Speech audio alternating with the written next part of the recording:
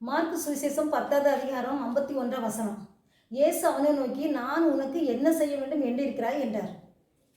பிறவிலேயே கண் தெரியாத பரிதிமேன்றுடன் வழியோரமாய் பிச்சை கேட்டுக் கொண்டிருக்கும் போது அந்த வழியாய் நசரேயனாகிய இயேசு கிறிஸ்து வருகிறார் என்று சொல்ல கேட்டவுடன், தாவீதின் குமாரனே எனக்கு இரங்கும் என்று சொல்லி சத்தமிட்டு கூப்பிடுகிறார்.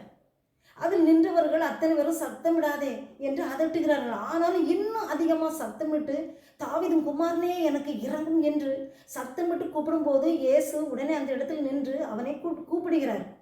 திடன்கொள், எழுந்திரு, இயேசு உன்னை கூப்பிடுகிறார் என்று சொல்லியவுடன் அவன் தன் போட்டிருந்த மேல் வஸ்திரத்தை இனி அது தேவையில்லை என்று சொல்லி தூக்கி எறிந்துவிட்டு இயேசுவிடத்தில் வருகிறான்.